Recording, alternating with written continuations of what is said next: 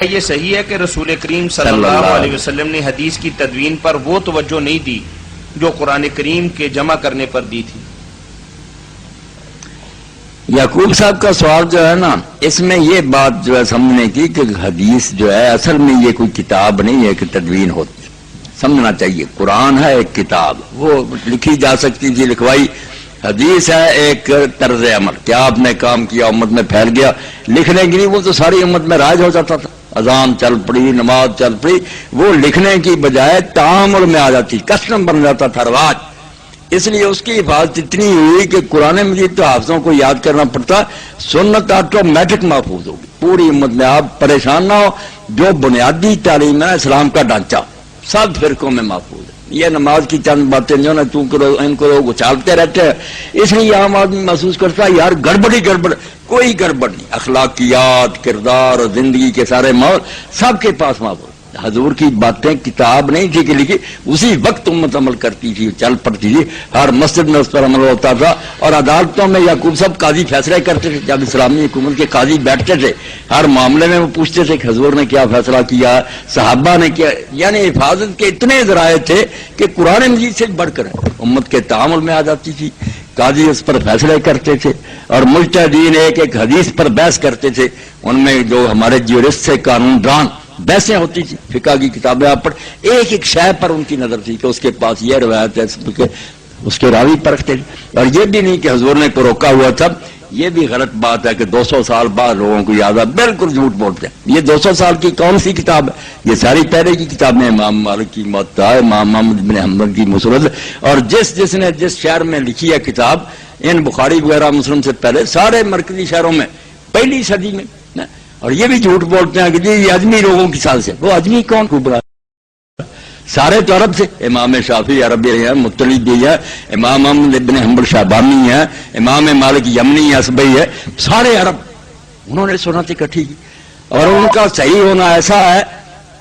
آپ ایک ہی مثال لے لیں، یہ ذرا کال سن جی، حدیث کی تدوین۔ حدیث کی تدوین تو حدیث کے بارے میں پریشانی صرف ان لوگوں کو جو سنی سنائی باتوں میں۔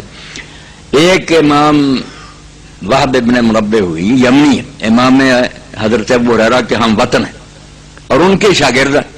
انہوں نے یعقوب صاحب ایک صحیفہ لکھا جو حضرت بیان کرتے تھے ابو ہریرہ، وہ نوٹ کرتے رہے۔ وہ صحیفہ دنیا کی لائبریری میں محفوظ تھا، مسلمانوں کو نہیں ملا، یہ تابعی مخطوط، ہاں تابعی، اور حضرت ابو ہریرہ کے ہم وطن ہیں یمنی، ان کے پاس آئے، پہلی صدی کی بات۔ وہ صحیفہ مل گیا، یعنی وہ تحریر جو تھی کرنی، یورپ والوں نے لوٹ لیا نا ہمارا سب کچھ، ان کے پاس تو محفوظ ہے، فائدہ بھی اٹھاتے ہیں، کچھ ظلم بھی کرتے ہیں۔ وہ جب نکلا اور اس کو لوگوں نے ایڈٹ کیا، چھاپا، اب مستشرقین جو تھے کافر عیسائی یہودی، انہوں نے کہا اب پتہ چلے گا کہ مسلمانوں کی حدیثیں جعلی ہیں، کیونکہ اسی صحیفے کے حوالے سے مسند احمد، بخاری، مسلم میں حدیثیں تھیں کہ وہب بن منبہ یہ کہتے ہیں کہ ابو ہریرہ نے اس طرح بیان کیا۔ انہوں نے کہا اب ٹیلی کریں گے، اگر یہ نہ آپس میں موافق ہوئی ہم دعائی دے دیں گے کہ یہ اصل نسخہ نکلا ہے، آپ کی کتابیں جھوٹی۔ یہ حوالہ دیتی تھی وہب کا، وہ تو باتیں اور نکلی، مگر آپ حیران ہوں گے کہ سوائے ایک آدھ لفظ کی کمی بیشی کی کاتب کی کوئی فرق نہیں ملا۔ سب نے تسلیم کیا کہ واقعی حدیث جو ہے نا یہ بڑی احتیاط سے مدون ہوئی ہے۔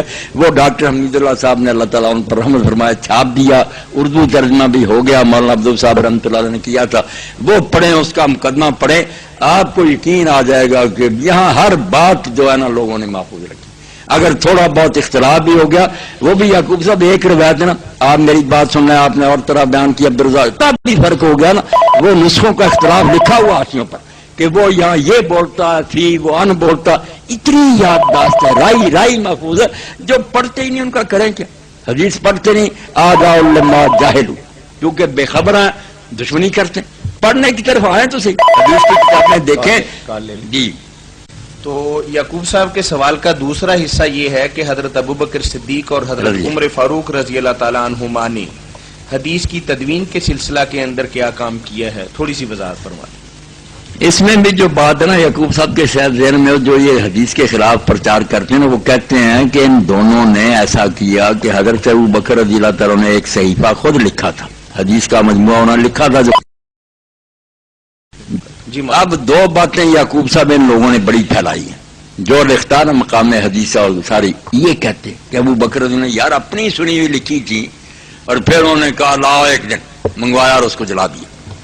انہوں نے کہا نہیں میں اس کو نہیں رکھنا چاہتا. حضرت عمر رضی اللہ عنہ کہتے ہیں کہ انہوں نے لوگوں سے پوچھا کہ میں حدیث کا مجموعہ اکٹھا کروں. لوگوں نے کہا ہونا چاہیے. انہوں نے کہا اچھا استخارہ کروں گا. 30 دن استخارہ کیا.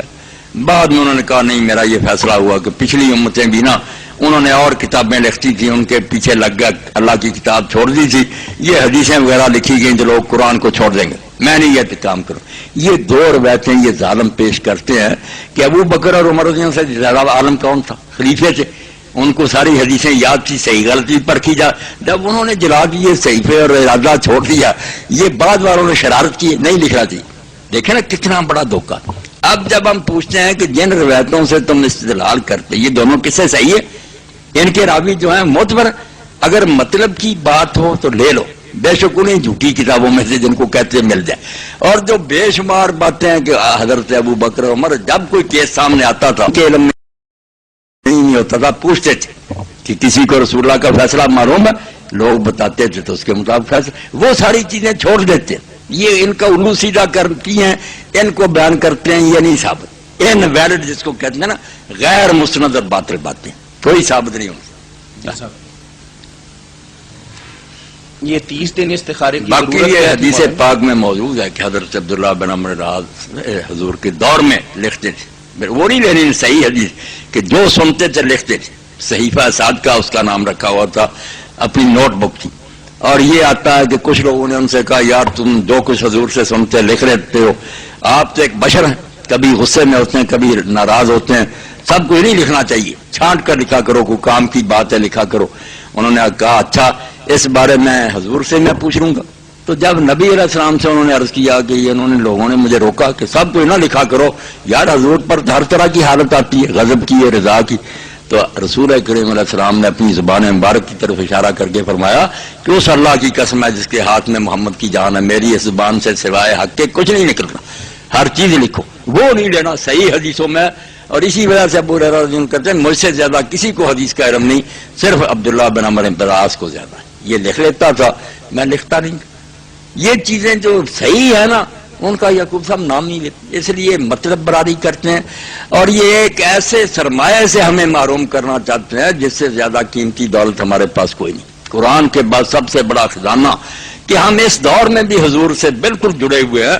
ہر بارے میں کیسے بیٹھتے تھے کیسے کھاتے تھے اٹھتے کیسے لباس کیسا ایک جزیہ سے لے کر سارا دین بیان ہوا. کوئی شوق سے پڑھے تو صحیح اگر پڑھنا ہی تو چلو بے قدری کیوں کرتے ظالمو تم نہیں اس کا علم کو جانتے خاموش رہو. علم حدیث سے زیادہ بابرکت کوئی نہیں.